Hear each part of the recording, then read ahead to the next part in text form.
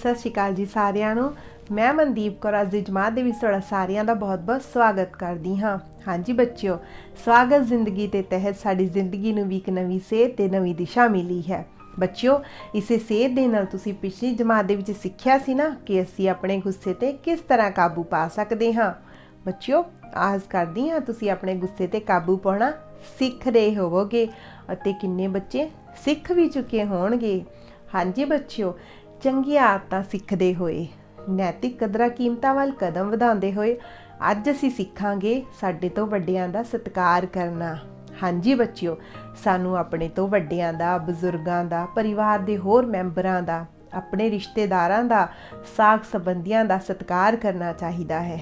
ਕਿਉਂਕਿ ਬੱਚਿਓ, ਸਾਡੇ ਵੱਡੇ ਬਜ਼ੁਰਗ ਸਾਨੂੰ ਲਾਡ ਲਡਾਉਂਦੇ ਹਨ, ਸਾਨੂੰ ਚੰਗੀਆਂ ਗੱਲਾਂ ਸਿਖਾਉਂਦੇ ਹਨ, ਸਾਨੂੰ ਸਿਆਣਪ ਸਿਖਾਉਂਦੇ ਹਨ, ਇੱਕ ਚੰਗਾ ਇਨਸਾਨ ਬਣਨ ਦੇ ਵਿੱਚ ਸਾਡੀ ਮਦਦ ਕਰਦੇ ਹਨ, ਸਾਡੀ ਦੇਖਭਾਲ ਵੀ ਕਰਦੇ ਹਨ।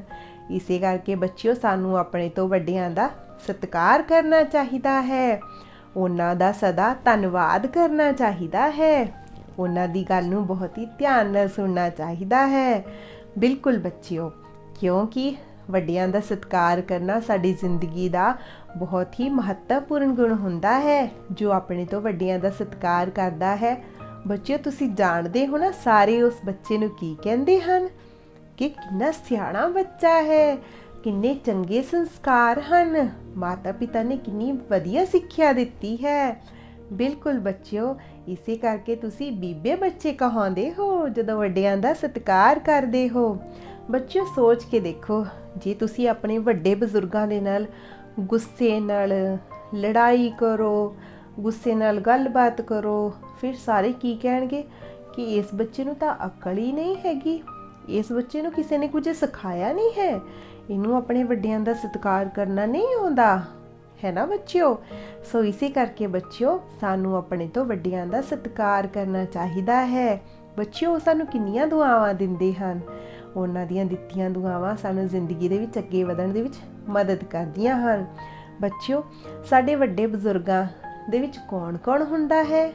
ਸਾਡੇ ਦਾਦਾ ਜੀ, ਦਾਦੀ ਜੀ, ਉਹ ਤਾਂ ਸਾਨੂੰ ਕਿੰਨੀਆਂ ਕਹਾਣੀਆਂ ਸੁਣਾਉਂਦੇ ਹਨ। ਸਾਡੇ ਮਾਤਾ ਜੀ, ਪਿਤਾ ਜੀ ਸਾਡੀ ਦੇਖਭਾਲ ਕਰਦੇ ਹਨ, ਸਾਨੂੰ ਸਾਡੀ ਹਰ ਜ਼ਰੂਰਤ ਨੂੰ ਪੂਰਾ ਕਰਦੇ ਹਨ। ਸਾਡੇ ਹੋਰ ਰਿਸ਼ਤੇਦਾਰ, ਸਾਕ ਸੰਬੰਧੀ ਜੋ ਸਾਨੂੰ ਕਿੰਨਾ ਪਿਆਰ ਕਰਦੇ ਹਨ, ਸਮੇਂ-ਸਮੇਂ 'ਤੇ ਸਾਨੂੰ ਮਿਲਣ ਵੀ ਆਉਂਦੇ ਹਨ। ਬੱਚਿਓ, ਇਹਨਾਂ ਸਾਰਿਆਂ ਦੀਆਂ ਜ਼ਿੰਦਗੀਆਂ ਦੀਆਂ ਮਿਹਨਤਾਂ, ਇਹਨਾਂ ਦੇ ਸੰਘਰਸ਼, ਇਹਨਾਂ ਦੇ ਔਖੇ ਟਾਈਮ, ਬੱਚਿਓ ਇਹਨਾਂ ਦੀਆਂ ਜ਼ਿੰਦਗੀ ਵਿੱਚ ਆਈਆਂ ਔਕੜਾਂ ਸਾਨੂੰ ਇੱਕ ਚੰਗਾ ਤੇ ਮਜ਼ਬੂਤ ਇਨਸਾਨ ਬਣਾਉਣ ਦੇ ਵਿੱਚ ਸਾਡੀ ਮਦਦ ਕਰਦੀਆਂ ਹਨ, ਸਾਨੂੰ ਅੱਗੇ ਵਧਣ ਦੇ ਵਿੱਚ ਸਾਡੀ ਮਦਦ ਕਰਦੀਆਂ ਹਨ। ਇਸੇ ਕਰਕੇ ਬੱਚਿਓ, ਸਾਨੂੰ ਵੱਡਿਆਂ ਦਾ ਸਤਿਕਾਰ ਕਰਨਾ ਚਾਹੀਦਾ ਹੈ। ਬੱਚਿਓ, ਰਿਸ਼ਤਿਆਂ ਦੀਆਂ ਮੋਹ ਦੀਆਂ ਤੰਦਾਂ ਬਹੁਤ ਹੀ ਨਾਜ਼ੁਕ ਧਾਗੇ ਨਾਲ ਬੰਨੀਆਂ ਹੁੰਦੀਆਂ ਹਨ। ਬੱਚਿਓ, ਇਹ ਨਾਜ਼ੁਕ ਧਾਗੇ ਨੂੰ ਸੰਭਾਲਣਾ ਅਸੀਂ ਹੈ, ਕਿਉਂਕਿ ਹਰ ਰਿਸ਼ਤੇ ਨੂੰ ਉਹਦੀ ਥਾਂ ਦੇਣੀ ਚਾਹੀਦੀ ਹੈ। ਜੇ ਮਾਤਾ ਪਿਤਾ ਜੀ ਹਨ ਤਾਂ ਉਹਨਾਂ ਨੂੰ ਉਹਨਾਂ ਦੀ ਥਾਂ ਰੱਖੋ, ਭੈਣ ਭਰਾ ਹਨ ਤਾਂ ਉਹਨਾਂ ਦੀ ਥਾਂ ਆਪਣੀ ਹੁੰਦੀ ਹੈ, ਸਾਡੇ ਵੱਡੇ ਬਜ਼ੁਰਗਾਂ ਦੀ ਆਪਣੀ ਥਾਂ ਹੁੰਦੀ ਹੈ। ਬੱਚਿਓ, ਇਹ ਸਾਡੇ 'ਤੇ ਨਿਰਭਰ ਕਰਦਾ ਹੈ ਕਿ ਅਸੀਂ ਰਿਸ਼ਤੇ ਨੂੰ ਕਿਹੜੀ ਥਾਂ ਦਿੰਦੇ ਹਾਂ। ਬੱਚਿਓ, ਇਸੇ ਦੇ ਨਾਲ ਅਸੀਂ ਇੱਕ ਕਿਰਿਆ ਵੀ ਕਰ ਸਕਦੇ ਹਾਂ। ਉਹ ਕਿਵੇਂ? ਉਹ ਤੁਸੀਂ ਧਿਆਨ ਨਾਲ ਦੇਖੋ। ਫਿਰ ਬੱਚਿਓ ਤੁਸੀਂ ਦੇਖ ਰਹੇ ਹੋ ਨਾ, ਸਭ ਤੋਂ ਪਹਿਲਾਂ ਤੁਸੀਂ ਆਪਣਾ ਨਾਮ ਲਿਖਣਾ ਹੈ ਇੱਥੇ। ਫਿਰ ਦੇਖੋ, ਤੁਸੀਂ ਦੇਖ ਰਹੇ ਹੋ ਕਿੰਨੇ ਸਾਰੇ ਰਿਸ਼ਤਿਆਂ ਨੂੰ ਦਰਸਾਇਆ ਗਿਆ ਹੈ। ਨਾਨਾ ਜੀ, ਨਾਨੀ ਜੀ, ਦਾਦਾ ਜੀ, ਦਾਦੀ ਜੀ, ਚਾਚਾ ਜੀ, ਚਾਚੀ ਜੀ, ਕਿੰਨਾ ਵੱਡਾ ਪਰਿਵਾਰ ਹੈ ਨਾ ਬੱਚਿਓ। ਹੁਣ ਅਸੀਂ ਇਸ ਪਰਿਵਾਰ ਦੇ ਵਿੱਚ ਆਪਣੇ ਰਿਸ਼ਤੇ ਦਰਸਾਉਣੇ ਹਨ। ਜਿਹੜਾ ਰਿਸ਼ਤਾ ਸਾਨੂੰ ਸਭ ਤੋਂ ਨੇੜੇ ਲੱਗਦਾ ਹੈ, ਅਸੀਂ ਆਪਣੀ ਪੈਨਸਿਲ ਚੱਕ ਕੇ ਆਪਣੇ ਨਾਮ ਤੋਂ ਉਸ ਰਿਸ਼ਤੇ ਵੱਲ ਲੈ ਕੇ ਜਾਣੀ ਹੈ। ਫਿਰ ਬੱਚਿਓ, ਜੋ ਦੂਸਰੇ ਨੰਬਰ ਦਾ ਰਿਸ਼ਤਾ ਹੈ, ਜੋ ਸਾਨੂੰ ਉਸ ਤੋਂ ਬਾਅਦ ਪਿਆਰਾ ਹੈ, ਫਿਰ ਅਸੀਂ ਪੈਨਸਿਲ ਉੱਥੇ ਲੈ ਕੇ ਜਾਵਾਂਗੇ। ਪਰ ਬੱਚਿਓ, ਇੱਕ ਗੱਲ ਦਾ ਧਿਆਨ ਰੱਖਣਾ ਹੈ, ਕਦੇ ਵੀ ਪੈਨਸਿਲ ਦੀ ਲਕੀਰ ਇੱਕ ਦੂਜੇ ਨੂੰ ਕੱਟੇ ਨਾ। ਬੱਚਿਓ ਸੋਚ ਕੇ ਦੇਖੋ, ਜੇ ਪੈਨਸਿਲ ਦੀ ਲਕੀਰ ਇੱਕ ਦੂਜੇ ਨੂੰ ਕੱਟੇਗੀ ਤਾਂ ਇਸ ਤਰ੍ਹਾਂ ਤਾਂ ਰਿਸ਼ਤੇ ਵੀ ਕੱਟ ਜਾਣਗੇ, ਕਿਉਂਕਿ ਬੱਚਿਓ ਅਸੀਂ ਤਾਂ ਰਿਸ਼ਤਿਆਂ ਨੂੰ ਦਰਸਾ ਰਹੇ ਹਾਂ ਨਾ। ਬੱਚਿਓ, ਇਹ ਕਿਰਿਆ ਤੁਸੀਂ ਆਪਣੇ ਰਿਸ਼ਤਿਆਂ ਨਾਲ ਕਰਕੇ ਦੇਖਣੀ ਹੈ ਕਾਪੀ ਉੱਪਰ। ਫਿਰ ਤੁਹਾਨੂੰ ਸਮਝ ਆਵੇਗੀ ਕਿ ਸਾਡੇ ਲਈ ਰਿਸ਼ਤਿਆਂ ਦੀ ਕੀ ਅਹਿਮੀਅਤ ਹੁੰਦੀ ਹੈ। ਵੱਡਿਆਂ ਦਾ ਸਤਿਕਾਰ ਕੀ ਹੁੰਦਾ ਹੈ? ਬਿਲਕੁਲ ਬੱਚਿਓ, ਇਸ ਦੇ ਨਾਲ ਬੱਚਿਓ ਤੁਸੀਂ ਇੱਕ ਹੋਰ ਕਿਰਿਆ ਵੀ ਕਰ ਸਕਦੇ ਹੋ। ਹੁਣ ਉਹ ਸੋਚੋਗੇ ਕਿ ਬੱਚਿਓ ਇਹ ਸਾਰੀਆਂ ਜੋ ਕਿਰਿਆਵਾਂ ਅਸੀਂ ਕਰਦੇ ਹਾਂ ਬੱਚਿਓ, ਇਹ ਸਾਨੂੰ ਜ਼ਿੰਦਗੀ ਵਿੱਚ ਸਹੀ ਸੇਧ ਦੇਣ ਵਿੱਚ ਮਦਦ ਕਰਦੀਆਂ ਹਨ। ਇਹ ਕੋਈ ਕੰਮ ਨਹੀਂ ਹੈ ਬੱਚਿਓ, ਇਹ ਤਾਂ ਜ਼ਿੰਦਗੀਆਂ ਦੇ ਵਿੱਚ ਅਸੀਂ ਗੱਲਾਂ ਦੇ ਵਿੱਚ ਸਿੱਖ ਜਾਂਦੇ ਹਾਂ। ਕਿਸ ਤਰ੍ਹਾਂ ਬੱਚਿਓ? ਸਭ ਤੋਂ ਪਹਿਲਾਂ ਹੁਣ ਤੁਸੀਂ ਦੇਖੋ, ਸਾਡੀ ਤਸਵੀਰ ਹੈ, ਫਿਰ ਸਾਡੇ ਪਰਿਵਾਰ ਦੀ ਤਸਵੀਰ ਹੈ। ਅਸੀਂ ਕੀ ਕਰਨਾ ਹੈ? ਅਸੀਂ ਸਭ ਤੋਂ ਪਹਿਲਾਂ ਆਪਣੀ ਤਸਵੀਰ ਲਗਾ ਕੇ ਉਸ ਦੇ ਆਲੇ ਦੁਆਲੇ ਆਪਣੇ ਪਰਿਵਾਰ ਦੀ ਤਸਵੀਰ ਲਗਾਣੀ ਹੈ। ਬੱਚਿਓ ਸੋਚ ਕੇ ਦੇਖੋ ਕਿੰਨਾ ਸੋਹਣਾ ਫੁੱਲ ਬਣ ਜਾਏਗਾ ਸਾਡੇ ਪਰਿਵਾਰ ਦਾ, ਹੈ ਨਾ। ਇਹ ਤੁਸੀਂ ਆਪਣੀ ਪਾਠ ਪੁਸਤਕ ਤੇ ਕਾਪੀ ਦੇ ਵਿੱਚ ਕਰਨਾ ਹੈ। ਹੁਣ ਵੱਧਦੇ ਹਾਂ ਬੱਚਿਓ ਅੱਗੇ। ਕੀ ਸਿੱਖਦੇ ਹਾਂ ਅਸੀਂ ਅੱਗੇ ਇਸ ਵਿਸ਼ੇ ਵੱਲ? ਧਿਆਨ ਨਾਲ ਦੇਖੋ ਫਿਰ ਹੁਣ ਤੁਸੀਂ। ਹਾਂਜੀ ਬੱਚਿਓ, ਵੱਡਿਆਂ ਦਾ ਸਤਿਕਾਰ ਕਰਨ ਬਾਰੇ ਤੁਸੀਂ ਕਿੰਨਾ ਕੁਝ ਜਾਣਿਆ। ਬੱਚਿਓ ਹੁਣ ਇਸ ਬਾਰੇ ਕੁਝ ਪਰਖ ਕਰ ਲਈਏ ਥੋੜੀ ਜਿਹੀ। ਬੱਚਿਓ ਆਪਣੀ ਜਮਾਤ ਨੂੰ ਆਪਾਂ ਛੋਟੇ ਸਮੂਹਾਂ ਵਿੱਚ ਵੰਡ ਲੈਂਦੇ ਹਾਂ, 2-2 3-3 ਬੱਚਿਆਂ ਦੇ ਵਿੱਚ। ਬੱਚਿਓ ਫਿਰ ਦੇਖਦੇ ਹਾਂ ਕਿ ਤੁਸੀਂ ਕਿੰਨਾ ਕੁਝ ਜਾਣ ਚੁੱਕੇ ਹੋ ਵੱਡਿਆਂ ਦੇ ਸਤਿਕਾਰ ਕਰਨ ਬਾਰੇ। ਹਾਂਜੀ ਬੱਚਿਓ, ਫਿਰ ਪਹਿਲੇ ਪ੍ਰਸ਼ਨ ਦਾ ਉੱਤਰ ਦਿਓ ਹੁਣ ਤੁਸੀਂ। ਪਹਿਲਾ ਪ੍ਰਸ਼ਨ ਹੈ ਬੱਚਿਓ, ਸਾਨੂੰ ਆਪਣੇ ਵੱਡਿਆਂ ਦਾ ਸਤਿਕਾਰ ਕਿਉਂ ਕਰਨਾ ਚਾਹੀਦਾ ਹੈ? ਦੱਸੋ ਬੱਚਿਓ। ਉਹ ਸਾਨੂੰ ਬਹੁਤ ਪਿਆਰ ਕਰਦੇ ਹਨ, ਸਾਨੂੰ ਲਾਡ ਲਡਾਉਂਦੇ ਹਨ। ਬਿਲਕੁਲ ਸਹੀ ਜਵਾਬ ਦਿੱਤਾ ਬੱਚਿਓ। ਸਾਨੂੰ ਆਪਣੇ ਤੋਂ ਵੱਡਿਆਂ ਦਾ ਸਤਿਕਾਰ ਕਰਨਾ ਚਾਹੀਦਾ ਹੈ ਕਿਉਂਕਿ ਉਹ ਸਾਨੂੰ ਜ਼ਿੰਦਗੀ ਦੇ ਵਿੱਚ ਸਹੀ ਸੇਧ ਦਿੰਦੇ ਹਨ। ਹਾਂਜੀ ਬੱਚਿਓ, ਅਗਲਾ ਪ੍ਰਸ਼ਨ ਹੈ ਹੁਣ, ਅਸੀਂ ਆਪਣੇ ਤੋਂ ਵੱਡਿਆਂ ਦਾ ਸਤਿਕਾਰ ਕਿਵੇਂ ਕਰ ਸਕਦੇ ਹਾਂ? ਦਿਓ ਜਵਾਬ ਹੁਣ ਤੁਸੀਂ ਫਿਰ। ਮੈਮ ਜੀ, ਉਹਨਾਂ ਨੂੰ ਮੱਥਾ ਟੇਕ ਕੇ। ਬਿਲਕੁਲ ਸਹੀ ਜਵਾਬ ਦਿੱਤਾ ਬੱਚਿਓ। ਸਾਨੂੰ ਆਪਣੇ ਵੱਡਿਆਂ ਦਾ ਸਤਿਕਾਰ ਉਹਨਾਂ ਦੇ ਪੈਰੀਂ ਹੱਥ ਲਗਾ ਕੇ ਕਰਨਾ ਚਾਹੀਦਾ ਹੈ, ਉਹਨਾਂ ਦੀ ਹਰ ਗੱਲ ਨੂੰ ਮੰਨ ਕੇ ਕਰਨਾ ਚਾਹੀਦਾ ਹੈ। ਹੁਣ ਬੱਚਿਓ ਅਗਲੇ ਪ੍ਰਸ਼ਨ ਵੱਲ ਵਧਦੇ ਹਾਂ। ਅਸੀਂ ਆਪਣੇ ਮਾਤਾ ਪਿਤਾ ਦਾ ਸਤਿਕਾਰ ਕਿਵੇਂ ਕਰ ਸਕਦੇ ਹਾਂ? ਦਿਓ ਜਵਾਬ ਹੁਣ ਇਸ ਪ੍ਰਸ਼ਨ ਦਾ ਵੀ। ਮੈਮ ਜੀ, ਉਹਨਾਂ ਦੀ ਹਰ ਗੱਲ ਮੰਨ ਕੇ, ਉਹਨਾਂ ਦੇ ਪੈਰੀਂ ਹੱਥ ਲਾ ਕੇ, ਫਿਰ ਉਹਨਾਂ ਦੇ ਕੰਮ ਵਿੱਚ ਉਹਨਾਂ ਦੀ ਮਦਦ ਕਰਕੇ। ਬਿਲਕੁਲ ਸਹੀ ਜਵਾਬ ਬੱਚਿਓ। ਅਸੀਂ ਆਪਣੇ ਮਾਤਾ ਪਿਤਾ ਦਾ ਸਤਿਕਾਰ ਉਹਨਾਂ ਦੇ ਪੈਰੀਂ ਹੱਥ ਲਗਾ ਕੇ, ਉਹਨਾਂ ਦੀ ਦੱਸੀ ਗੱਲ ਨੂੰ ਮੰਨ ਕੇ, ਉਹਨਾਂ ਦਾ ਕਹਿਣਾ ਮੰਨ ਕੇ, ਉਹਨਾਂ ਦੀ ਹਰ ਕੰਮ ਦੇ ਵਿੱਚ ਮਦਦ ਕਰਕੇ ਕਰ ਸਕਦੇ ਹਾਂ। ਅਗਲਾ ਪ੍ਰਸ਼ਨ ਹੈ ਬੱਚਿਓ, ਇਹ ਦੱਸੋ ਬੱਚਿਓ, ਹੁਣ ਅਸੀਂ ਆਪਣੇ ਮਾਤਾ ਜੀ ਦੀ ਘਰ ਦੇ ਕੰਮਾਂ ਦੇ ਵਿੱਚ ਕਿਵੇਂ ਮਦਦ ਕਰ ਸਕਦੇ ਹਾਂ? ਖਾਣਾ ਬਣਾ ਕੇ, ਫਿਰ ਘਰ ਦੀ ਸਾਫ਼ ਸਫਾਈ ਕਰਕੇ। ਬਿਲਕੁਲ ਬੱਚਿਓ, ਅਸੀਂ ਆਪਣੇ ਮਾਤਾ ਜੀ ਦੀ ਉਹਨਾਂ ਦੇ ਰਸੋਈ ਦੇ ਕੰਮਾਂ ਵਿੱਚ, ਘਰ ਦੀ ਸਾਫ਼ ਸਫਾਈ ਦੇ ਵਿੱਚ, ਖਾਣਾ ਬਣਾਉਣ ਦੇ ਵਿੱਚ ਸਹਾਇਤਾ ਕਰ ਸਕਦੇ ਹਾਂ, ਜਿਸ ਦੇ ਨਾਲ ਉਹਨਾਂ ਦਾ ਸਤਿਕਾਰ ਵੀ ਹੁੰਦਾ ਹੈ ਤੇ ਉਹਨਾਂ ਦੀ ਮਦਦ ਵੀ ਹੋ ਜਾਂਦੀ ਹੈ। ਅੱਗੇ ਬੱਚਿਓ ਸਵਾਲ ਹੈ, ਤੁਸੀਂ ਆਪਣੇ ਮਾਪਿਆਂ ਦੇ ਨਾਲ ਕਿਹੜੇ ਕੰਮਾਂ ਦੇ ਵਿੱਚ ਆਨੰਦ ਮਹਿਸੂਸ ਕਰਦੇ ਹੋ? ਦੱਸੋ ਬੱਚਿਓ। ਮਾਪਿਆਂ ਨਾਲ ਸਮਾਂ ਬਿਤਾ ਕੇ, ਖੇਡਾਂ ਖੇਡ ਕੇ। ਬਿਲਕੁਲ ਸਹੀ ਕਿਹਾ ਬੱਚਿਓ। ਜਦੋਂ ਅਸੀਂ ਆਪਣੇ ਮਾਪਿਆਂ ਦੇ ਨਾਲ ਸਮਾਂ ਬਿਤਾਉਂਦੇ ਹਾਂ, ਉਹਨਾਂ ਦੀ ਹਰ ਗੱਲ ਨੂੰ ਮੰਨਦੇ ਹਾਂ, ਉਹਨਾਂ ਦੇ ਕਹਿਣੇ ਅਨੁਸਾਰ ਚੱਲਦੇ ਹਾਂ, ਉਹਨਾਂ ਦੀ ਕੰਮਾਂ ਦੇ ਵਿੱਚ ਮਦਦ ਕਰਦੇ ਹਾਂ, ਤਾਂ ਬੱਚਿਓ ਸਾਨੂੰ ਆਪਣੇ ਆਪ ਨੂੰ ਵੀ ਕਿੰਨਾ ਆਨੰਦ ਆਉਂਦਾ ਹੈ ਅਤੇ ਸਾਡੇ ਮਾਤਾ ਪਿਤਾ ਵੀ ਕਿੰਨੇ ਖੁਸ਼ ਹੁੰਦੇ ਹਨ। ਬਿਲਕੁਲ ਬੱਚਿਓ। ਇਹ ਪ੍ਰਸ਼ਨ ਤਾਂ ਅਸੀਂ ਜਮਾਤ ਦੇ ਵਿੱਚ ਪੁੱਛੇ ਹਨ। ਤੁਸੀਂ ਹੁਣ ਇਹ ਪ੍ਰਸ਼ਨਾਂ ਨੂੰ ਜ਼ਿੰਦਗੀ ਦੇ ਵਿੱਚ ਵਿਚਾਰ ਕੇ ਵੀ ਦੇਖਣਾ ਹੈ। ਜ਼ਿੰਦਗੀ ਦੇ ਵਿੱਚ ਵਿਚਾਰਨ ਤੋਂ ਬਾਅਦ ਸੋਚਣਾ ਹੈ ਕਿ ਤੁਸੀਂ ਕੀ ਕਰਦੇ ਹੋ ਅਤੇ ਇਹਨਾਂ ਦੇ ਉੱਤਰ ਆਪਣੀ ਪਾਠ ਪੁਸਤਕ ਤੇ ਕਾਪੀ ਦੇ ਵਿੱਚ ਵੀ ਲਿਖਣੇ ਹਨ। ਹੁਣ ਵਧਦੇ ਹਾਂ ਬੱਚਿਓ ਅਗਲੇ ਭਾਗ ਵੱਲ। ਹੁਣ ਦੇਖੋ ਬੱਚਿਓ ਅਗਲੇ ਭਾਗ ਦੇ ਵਿੱਚ ਕੀ ਸਿੱਖਣਾ ਹੈ ਆਪਾਂ। ਗੱਲਾਂ ਵੱਲ ਅੱਗੇ ਵਧਦੇ ਹੋਏ ਅਸੀਂ ਦੇਖਦੇ ਹਾਂ ਕਿ ਅਸੀਂ ਕੀ ਗੱਲਾਂ ਨੂੰ ਜ਼ਿੰਦਗੀ ਦੇ ਵਿੱਚ ਅਪਣਾਉਂਦੇ ਹਾਂ, ਉਸ ਦੇ ਅਨੁਸਾਰ ਅਸੀਂ ਆਪਣੇ ਆਪ ਨੂੰ ਦਿੱਤੇ ਸਿਤਾਰਿਆਂ ਦੇ ਨਾਲ ਚਮਕਾਉਂਦੇ ਹਾਂ। ਜਿਸ ਤਰ੍ਹਾਂ ਪਹਿਲਾ ਸਵਾਲ ਹੈ, ਮੈਂ ਵੱਡਿਆਂ ਦਾ ਸਤਿਕਾਰ ਕਰਦਾ ਹਾਂ। ਕੀ ਤੁਸੀਂ ਕਰਦੇ ਹੋ? ਬਿਲਕੁਲ, ਜੇ ਕਰਦੇ ਹੋ ਤਾਂ ਆਪਣੇ ਆਪ ਨੂੰ ਇੱਕ ਸਿਤਾਰਾ ਦਿਓ।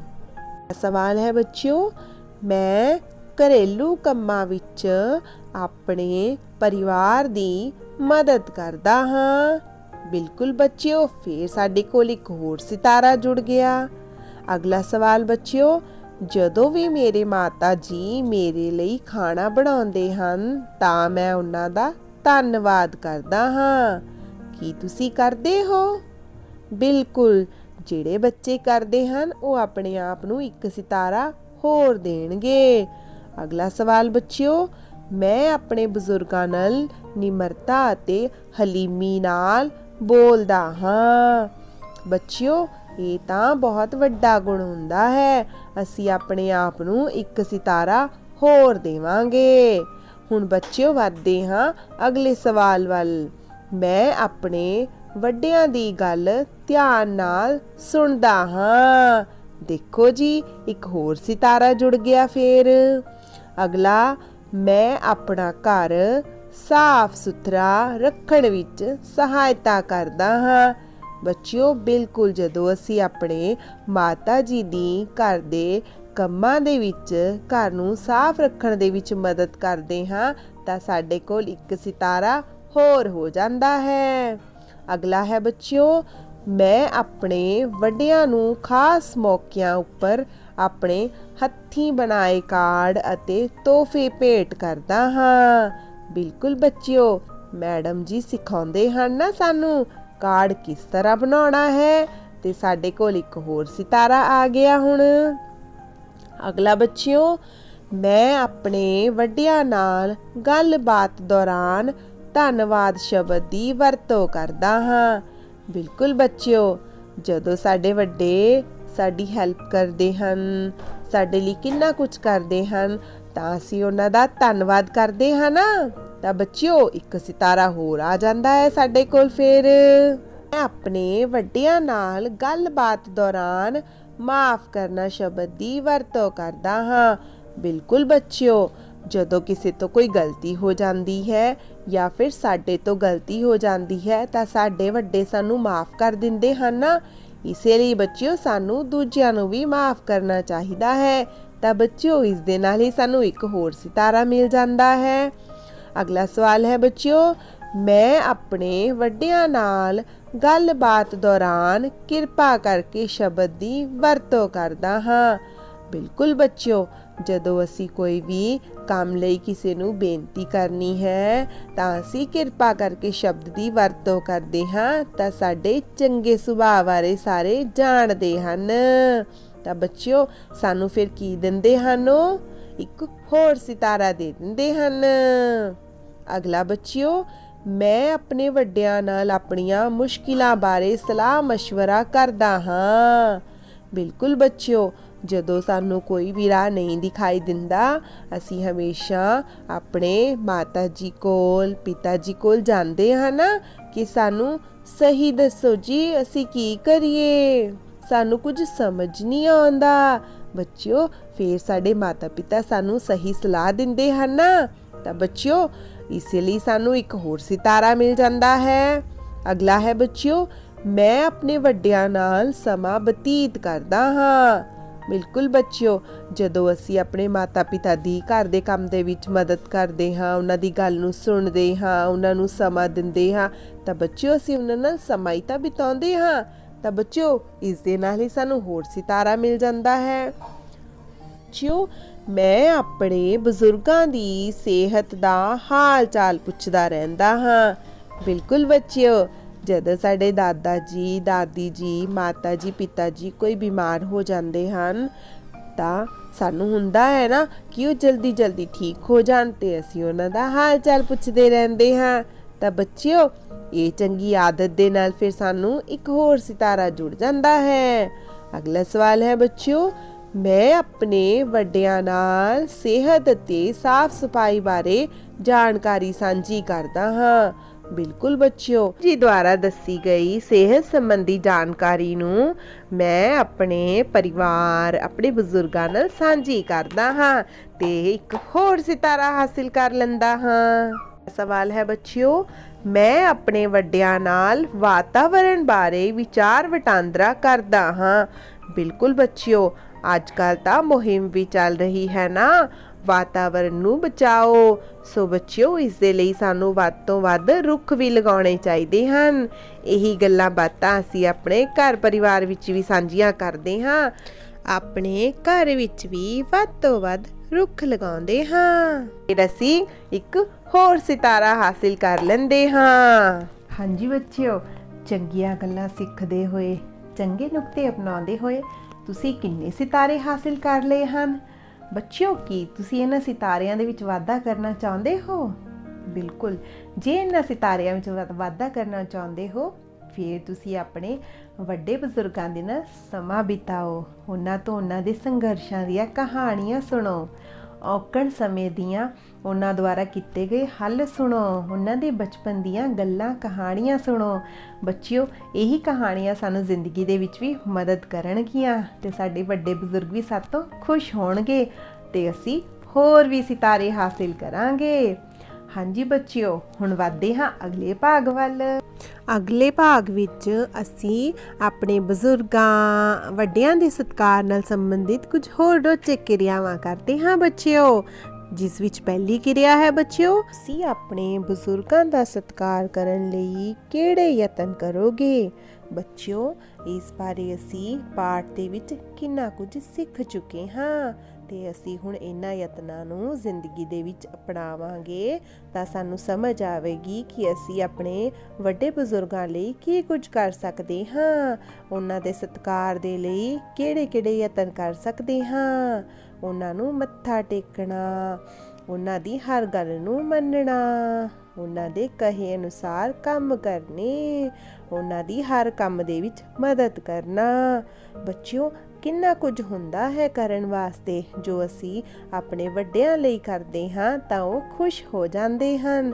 ਜਦੋਂ ਖੁਸ਼ ਹੁੰਦੇ ਹਨ ਤਾਂ ਸਾਨੂੰ ਆਸ਼ੀਰਵਾਦ ਵੀ ਦਿੰਦੇ ਹਨ। ਤਾਂ ਬੱਚਿਓ, ਸਮਝ ਆਈ ਤੁਹਾਨੂੰ ਕਿ ਅਸੀਂ ਆਪਣੇ ਵੱਡੇ ਬਜ਼ੁਰਗਾਂ ਦਾ ਸਤਿਕਾਰ ਕਰਨ ਦੇ ਲਈ ਕੀ ਕੁਝ ਕਰ ਸਕਦੇ ਹਾਂ। ਹੁਣ ਵਧਦੇ ਹਾਂ ਬੱਚਿਓ ਅਗਲੀ ਕਿਰਿਆ ਵੱਲ। ਹਾਂਜੀ ਬੱਚਿਓ, ਅਗਲੀ ਕਿਰਿਆ ਹੈ ਆਪਣੇ ਬਜ਼ੁਰਗਾਂ ਤੋਂ ਸੁਣੀ ਹੋਈ ਇੱਕ ਕਹਾਣੀ ਨੂੰ ਲਿਖਣਾ। ਹਾਂਜੀ ਬੱਚਿਓ, ਬਿਲਕੁਲ, ਅਸੀਂ ਆਪਣੇ ਵੱਡੇ ਬਜ਼ੁਰਗਾਂ ਤੋਂ ਬਚਪਨ ਦੇ ਵਿੱਚ, ਜਵਾਨੀ ਦੇ ਵਿੱਚ ਕਿੰਨੀਆਂ ਕਹਾਣੀਆਂ ਸੁਣਦੇ ਹਾਂ। ਜਦੋਂ ਅਸੀਂ ਆਪਣੇ ਦਾਦਾ ਦਾਦੀ ਜੀ ਕੋਲ ਬੈਠਦੇ ਹਾਂ ਤਾਂ ਉਹ ਸਾਨੂੰ ਕਿੰਨੀਆਂ ਰੋਚਕ ਕਹਾਣੀਆਂ ਸੁਣਾਉਂਦੇ ਹਨ। ਕੁਝ ਕਹਾਣੀਆਂ ਉਹਨਾਂ ਦੀਆਂ ਹੱਡ ਬੀਤੀਆਂ ਹੁੰਦੀਆਂ ਹਨ ਤੇ ਕੁਝ ਜੱਗ ਬੀਤੀਆਂ ਹੁੰਦੀਆਂ ਹਨ। ਬੱਚਿਓ, ਕਿੰਨੀਆਂ ਮਜ਼ੇਦਾਰ ਕਹਾਣੀਆਂ ਸੁਣਾਉਂਦੇ ਹਨ ਨਾ ਸਾਨੂੰ। ਹੁਣ ਤੁਸੀਂ ਉਹਨਾਂ ਕਹਾਣੀਆਂ ਦੇ ਵਿੱਚੋਂ ਹੀ ਇੱਕ ਕਹਾਣੀ ਨੂੰ ਯਾਦ ਕਰਨਾ ਹੈ ਅਤੇ ਲਿਖਣਾ ਹੈ ਕਿ ਤੁਸੀਂ ਆਪਣੇ ਵੱਡਿਆਂ ਤੋਂ ਸੁਣੀ ਕਹਾਣੀ ਨੂੰ ਕਿੰਨਾ ਯਾਦ ਰੱਖਦੇ ਹੋ ਤੇ ਉਸ ਕਹਾਣੀ ਤੋਂ ਮਿਲੀ ਸੀਖ ਨੂੰ ਵੀ ਯਾਦ ਰੱਖਣਾ ਹੈ। ਠੀਕ ਹੈ ਬੱਚਿਓ, ਹੁਣ ਵਧਦੇ ਹਾਂ ਅਗਲੀ ਕਿਰਿਆ ਵੱਲ। ਇਹ ਕਿਰਿਆ ਵਿੱਚ ਬੱਚਿਓ ਅਸੀਂ ਆਪਣੇ ਬਜ਼ੁਰਗਾਂ ਤੋਂ ਉਹਨਾਂ ਦੇ ਬਚਪਨ ਬਾਰੇ ਸੁਣੀਆਂ ਗੱਲਾਂ ਲਿਖਣੀਆਂ ਹਨ। ਹਾਂਜੀ ਬੱਚਿਓ, ਜਦੋਂ ਅਸੀਂ ਆਪਣੇ ਦਾਦਾ ਜੀ ਕੋਲ, ਦਾਦੀ ਜੀ ਕੋਲ, ਮਾਤਾ ਪਿਤਾ ਜੀ ਕੋਲ ਬੈਠਦੇ ਹਾਂ ਤਾਂ ਆਪਣੇ ਬਚਪਨ ਦੀਆਂ ਕਿੰਨੀਆਂ ਸਾਰੀਆਂ ਗੱਲਾਂ ਸਾਨੂੰ ਸੁਣਾਉਂਦੇ ਹਨ, ਕਿੰਨੇ ਰੋਚਕ ਕਿੱਸੇ ਸਾਨੂੰ ਸੁਣਾਉਂਦੇ ਹਨ।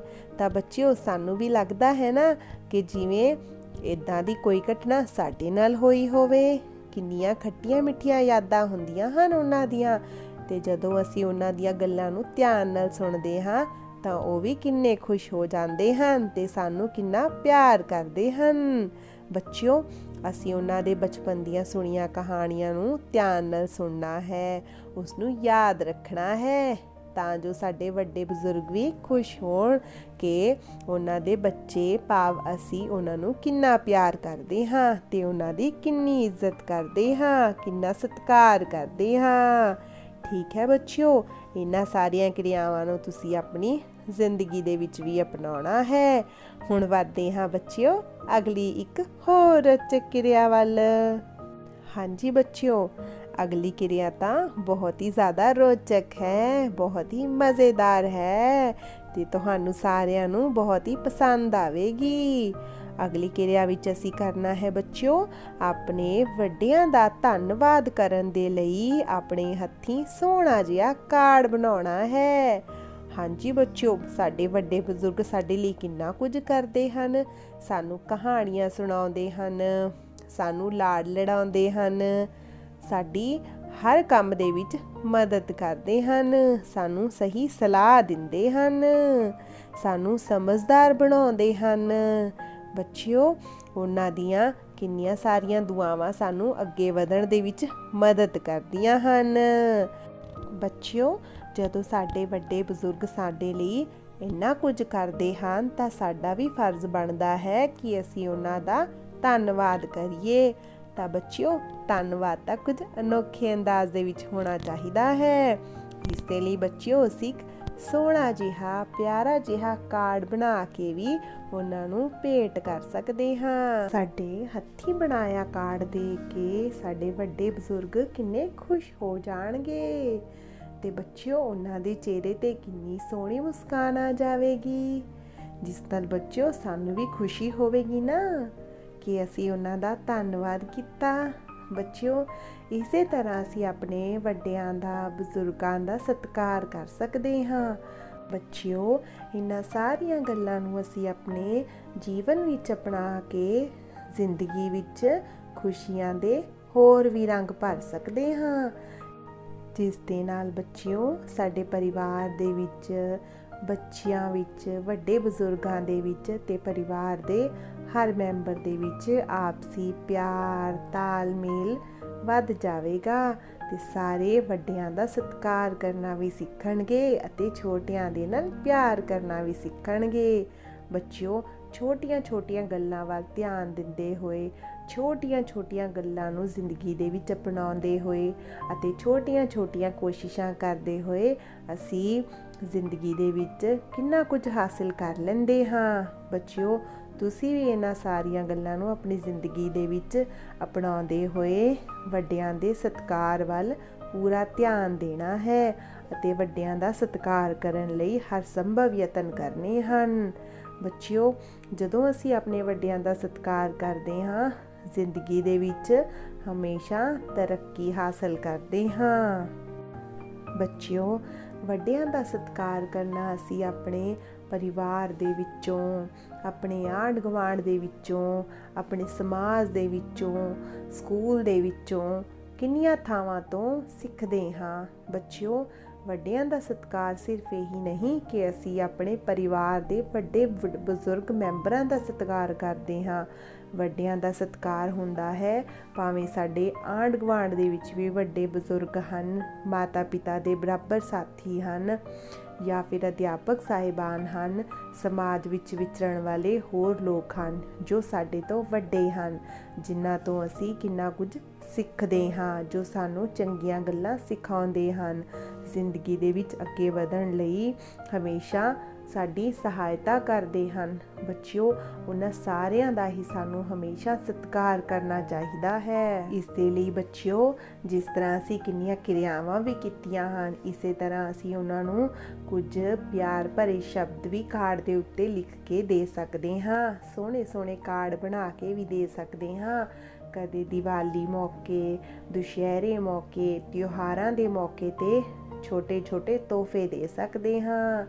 ਬੱਚਿਓ, ਜਿਸ ਤਰ੍ਹਾਂ ਕੁਝ ਫੁੱਲ ਵੀ ਦੇ ਸਕਦੇ ਹਾਂ, ਤਾਂ ਬੱਚਿਓ ਇਹ ਛੋਟੇ-ਛੋਟੇ ਤੋਹਫੇ ਜ਼ਿੰਦਗੀ ਵਿੱਚ ਖੁਸ਼ੀਆਂ ਭਰ ਦਿੰਦੇ ਹਨ ਤੇ ਵੱਡੇ ਬਜ਼ੁਰਗ ਇਹਨਾਂ ਛੋਟੇ-ਛੋਟੇ ਤੋਹਫਿਆਂ ਨੂੰ ਪ੍ਰਾਪਤ ਕਰਕੇ ਕਿੰਨੇ ਖੁਸ਼ ਹੋ ਜਾਂਦੇ ਹਨ ਤੇ ਸਾਨੂੰ ਕਿੰਨਾ ਪਿਆਰ ਕਰਦੇ ਹਨ। ਫਿਰ ਬੱਚਿਓ, ਸਾਡੀ ਵੀ ਤਾਂ ਉਹ ਸਾਰੀਆਂ ਗੱਲਾਂ ਮੰਨਦੇ ਹਨ ਨਾ ਬੱਚਿਓ, ਤੇ ਜੋ ਅਸੀਂ ਚਾਹੁੰਦੇ ਹਾਂ ਉਹੀ ਸਾਨੂੰ ਲੈ ਕੇ ਵੀ ਦਿੰਦੇ ਹਨ।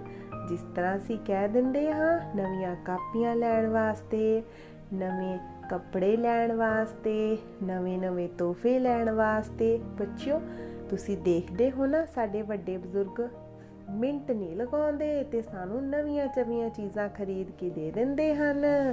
ਬੱਚਿਓ, ਜਿਸ ਤਰ੍ਹਾਂ ਉਹ ਸਾਡੀਆਂ ਗੱਲਾਂ ਮੰਨਦੇ ਹਨ ਤੇ ਸਮਾਂ ਵਿਅਰਥ ਨਹੀਂ ਗਵਾਉਂਦੇ, ਉਸੇ ਤਰ੍ਹਾਂ ਸਾਨੂੰ ਵੀ ਆਪਣੇ ਵੱਡਿਆਂ ਦੀਆਂ ਗੱਲਾਂ ਨੂੰ ਮਿੰਟ ਤੋਂ ਪਹਿਲਾਂ ਮੰਨਣਾ ਚਾਹੀਦਾ ਹੈ ਤੇ ਉਹਨਾਂ ਦੀ ਹਰ ਗੱਲ ਦੇ ਵਿੱਚ ਮਦਦ ਕਰਨੀ ਚਾਹੀਦੀ ਹੈ। ਬੱਚਿਓ, ਜਿਸ ਨਾਲ ਸਾਡੀ ਜ਼ਿੰਦਗੀ ਦੇ ਵਿੱਚ ਚੰਗੀਆਂ ਆਦਤਾਂ ਵੀ ਆਉਂਦੀਆਂ ਹਨ ਤੇ ਬੱਚਿਓ ਅਸੀਂ ਆਪਣੇ ਵਿਰਸੇ ਨਾਲ ਵੀ ਜੁੜਦੇ ਹਾਂ, ਕਿਉਂਕਿ ਉਹ ਸਾਨੂੰ ਕਿੰਨੀਆਂ ਸੱਭਿਆਚਾਰ ਵਿਰਸੇ ਦੀਆਂ ਕਹਾਣੀਆਂ ਵੀ ਸੁਣਾਉਂਦੇ ਹਨ।